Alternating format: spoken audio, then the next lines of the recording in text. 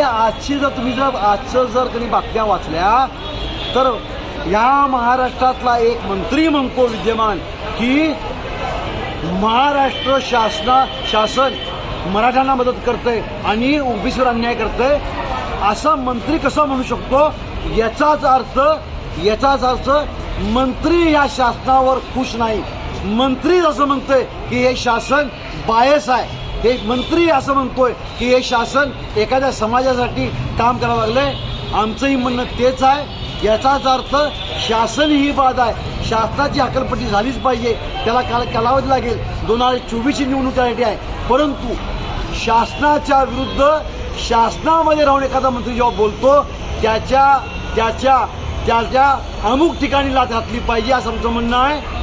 आज भुजबळची हकालपट्टी करा अशी आमची मागणी. राज्यपालांच्या दौऱ्या दिवशी आमच्याबरोबर बैठक केली नाही तर आम्ही ते काळजी दाखवणार अशी आमची घोषणा होती. काल संध्याकाळपर्यंत शासन वाकायला तयार नव्हतं. संध्याकाळी शासन कोल्हापूरचा इसका शासनाला माहीत आहे. कोल्हापूरसाठी शासन काल वाकलं. आम्हाला आज ते माननीय राज्यपाल मुंबईला परत जात असताना विमानतळावर भेटणार होते. परंतु काल मुंबईमध्ये का भिवंडीमध्ये पुन्हा भुजबळ ओकला. शासनाला कळून चुकलं असणार की आता आपली गय होणार नाही कोल्हापुरामध्ये. कोल्हापूरची माणसं ऐकायची नाहीत. आम्हाला असं वाटतंय की कोल्हापूरच्या सकल मराठा समाजाच्या आंदोलनाला घाबरून शासनानं सांगितलं म्हणून राज्यपालांनी घाबरून कोल्हापूरचा दौरा आजचा त्यांनी कॅन्सल केलाय. ते काही म्हटले तब्येत बरी नाही वगैरे, हे थोतांड आहे. घाबरले ते कोल्हापूरकरांना घाबरले, कोल्हापूरच्या हिसक्याला घाबरले. हा सकल मराठा समाजाचा काही अंशी विजयच आहे असं म्हटलं चुकीचं होणार नाही. आज आम्ही या ठिकाणी तो विजय उत्सव आम्ही साजरा केला की शासनाला जारंगे पाटील तिकडे वाकवत आहेत आणि इकडं राज्यपालांना सकल मराठा समाज कोल्हापुरामध्ये वाकवतोय.